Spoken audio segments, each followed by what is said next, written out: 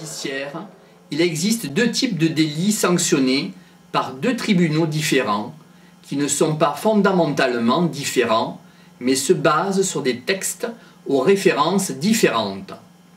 On observe donc une juridiction civile réglant les conflits entre particuliers et une juridiction pénale où la société poursuit l'auteur d'une infraction. Dans chacune, deux tribunaux de première instance sans hiérarchie, civil et pénal. Civil, tribunal d'instance, litige inférieur à 25 000 francs, pas de collégial, pas d'appel, tribunal de grande instance, touchant aux affaires personnelles. 2. Pénal, tribunal de police, contravention. Tribunal correctionnel, compétent en matière de délit. En deuxième instance, la Cour d'appel rejuge la totalité de l'affaire. En cassation, la Cour suprême fera office de jurisprudence après un second pourvoi en appel. L'organisation de la justice en France, 24. L'organisation de la justice en France, numéro 2, 24. 1. Les différents tribunaux. Nous avions vu en particulier la première instance, le tribunal d'instance et le tribunal de grande instance pour le judiciaire, et le tribunal de police et le tribunal correctionnel pour le pénal. En appel, il y a la Cour d'appel avec ses différentes chambres et la Cour suprême qui est la Cour de cassation. Grand A, les tribunaux d'exception. Un tribunal d'exception est un tribunal dont la compétence est spécifiquement définie par les textes. 1. Le tribunal d'instance. Le tribunal d'instance est compétent pour des litiges inférieurs à une certaine somme, donc il a des attributions réglementaires définies. 2. Le tribunal de police. Il inflige des contraventions. Il n'est compétent qu'en matière de contravention. 3. Le Conseil des prud'hommes. Le Conseil des prud'hommes est un tribunal compétent pour tous les litiges entre employeurs et employés, à condition bien sûr que l'employeur ne soit pas l'État. Si c'est l'État, on rentre dans le cadre du tribunal administratif. 4. Les tribunaux de commerce. Ils sont extrêmement nombreux et sont compétents pour tous les litiges relatifs aux actes du commerce, par exemple une facture impayée. 5. Les tribunaux du contentieux de la sécurité sociale. Le contentieux de la sécurité sociale est quelque chose d'extrêmement large. Il peut s'agir, par exemple, du bien fondé d'une date de reprise de travail. Le médecin traitant estime que le patient doit avoir un arrêt de travail prolongé, tandis que le médecin conseil de la sécurité sociale pense qu'au contraire, ce travailleur doit reprendre son activité professionnelle. Il y a donc litige entre les deux contentieux. Toute une série d'instances devra et pourra régler ce problème. 6. La cour d'assises. La cour d'assises est quelque chose de tout à fait particulier, dont la compétence est spécifiquement définie par les textes. La cour d'assises est compétente en matière de crimes, c'est-à-dire pour les meurtres et les assassinats. L'assassinat est un meurtre avec préméditation. Le viol est un crime, donc, sauf cas particulier, relève de la cour d'assises. Cette cour d'assises est composée de 12 personnes, 3 magistrats professionnels, un président et 2 assesseurs, et 9 jurés. Les jurés appartiennent au peuple français. Ce sont des citoyens français tirés régulièrement au sort sur les listes électorales. Cette juridiction est départementale. il y a une cour d'assises dans chaque département. Pour le Nord, la cour d'assises siège à Douai. Pour le Pas-de-Calais, elle siège à Saint-Omer. Pour les Bouches-du-Rhône, elle siège en Aix-en-Provence.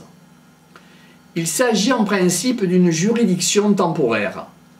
Elle doit siéger par session, mais en réalité, les affaires, notamment dans notre région, sont si nombreuses que la région demande que la cour d'assises soit toujours permanente, mis à part les périodes de vacances. Depuis 2 ans, à Douai, il a été créé une deuxième cour d'assises. Il y a la A et la B. Il y a encore 1 an, la cour d'assises jugeait en premier et dernier ressort. D'habitude, un tribunal juge au nom du peuple français. En cour d'assises, c'est le peuple français lui-même qui juge. Par conséquent, il ne peut pas se tromper. Donc, il n'y avait pas d'appel. La seule possibilité était de passer directement en cassation pour vice de forme. Tout cela a changé, notamment dans un esprit d'harmonisation européenne. Désormais, en cour d'assises, l'appel est possible. Une autre cour d'assises que la première rejuge l'affaire. La composition est un peu différente, puisqu'en appel, il y a 12 jurés. Grand B, le délai de prescription. C'est la période au-delà de laquelle, pour un acte que nous aurions commis, nous ne pouvons plus être poursuivis. Ce délai de prescription pour une contravention est de 1 an.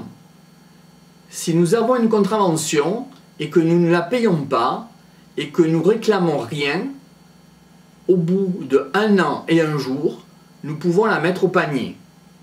Pour un délit, le délai de prescription est de 5 ans. En matière de crime, le délai de prescription est de 10 ans, sauf pour les crimes contre l'humanité qui sont imprescriptibles. À chaque fois qu'un élément nouveau relance une enquête, l'enfer repart et le délai de prescription recommence à courir. Grand C, vocabulaire. Une décision prise par un juge public seul s'appelle une ordonnance.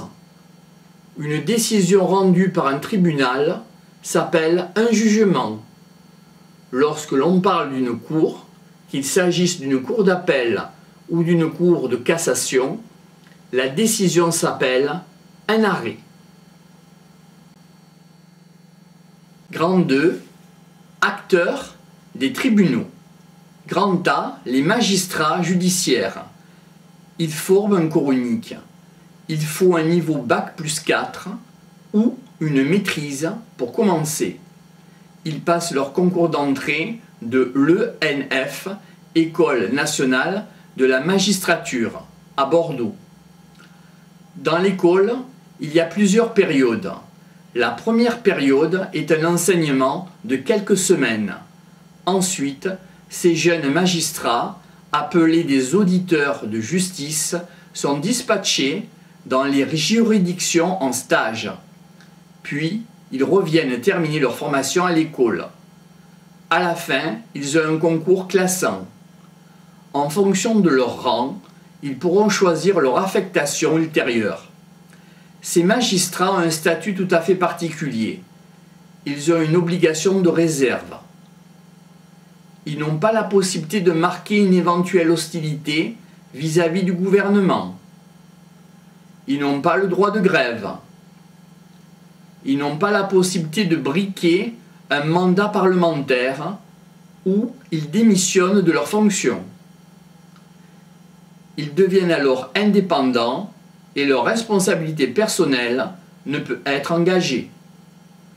Ces magistrats, tout au long de leur carrière, pourront exercer 2 types de fonctions. Être magistrat du siège, être magistrat du parquet. 1. Les magistrats du siège. Ils composent les tribunaux. Ils jugent et tranchent les litiges. Ils rendent les décisions. On les appelle encore la magistrature assise, car pour rendre leurs décisions, ils sont évidemment assis. Ils sont indépendants, comme tous les magistrats, mais ils sont inamovibles. On ne peut pas les muter à tel ou tel endroit. Pour monter en grade dans la carrière, les magistrats sont obligés de changer de lieu, mais il s'agit d'une demande volontaire de promotion. Ces magistrats du siège sont le juge d'instance qui compose à lui seul le tribunal d'instance, les juges des tribunaux de grande instance et correctionnels, le juge des référés. Il prend une décision en urgence lorsqu'il faut agir très rapidement. Le juge d'instruction, le juge des libertés et de la détention. Il est apparu depuis 10 ans et demi à peu près. Le juge des enfants, le juge d'application des peines, JAP, qui est le correspondant direct du milieu pénitentiaire et estime si tel ou tel détenu peut bénéficier d'une liberté conditionnelle. Actuellement, un juge d'instruction ne va pas décider seul d'incarcérer l'auteur d'un crime. Il y a encore une douzaine d'années, il prenait seul la décision d'incarcérer la personne en détention préventive. Désormais, ce n'est plus possible. Le juge des libertés et des détentions estime si l'incarcération est absolument nécessaire. 2. Les magistrats du parquet. Ils ne tranchent pas les litiges et ne jugent pas. Ils représentent l'État, l'intérêt général, l'intérêt de la collectivité. On les appelle les magistrats debout par rapport aux magistrats assis que sont les magistrats du siège. À l'audience, pour parler, ils doivent nécessairement se lever. L'état du ministère public est représenté dans toutes les juridictions, dans tous les tribunaux. À chaque audience, la présence d'un magistrat du parquet est obligatoire. Dans les tribunaux d'instance et de grande instance, c'est le procureur de la République. Ces représentants s'appellent les substituts ou madame la substitute. Dans les cours d'affaires, c'est le procureur général. Il n'est pas le seul pour faire fonctionner le parquet général. Ces représentants sont les substituts généraux et les avocats généraux, représentant le parquet au sein de la cour d'assises. Ces magistrats mettent en jeu l'action publique. Ils ont un rôle tout à fait déterminant. Ils peuvent décider de l'opportunité des poursuites. Si nous avons déposé une plainte au commissariat pour X raisons, le commissariat mène une enquête et le dossier est transmis au parquet qui décide de l'opportunité des poursuites. Il peut classer l'affaire ou bien la poursuivre en demandant un complément d'enquête. La juridiction est directement déférée dans les affaires les plus graves à un juge d'instruction. On dit qu'on ouvre une information, notamment en matière de crime. Les magistrats du parquet ont une particularité. Ils sont indépendants à une nuance près. Ils dépendent tout de même de l'autorité du garde des Sceaux. Le ministre de la Justice peut envoyer dans toutes les juridictions, dans tous les cours d'appel, aux procureurs généraux des instructions. Il relaye cette information vers les procureurs de la République.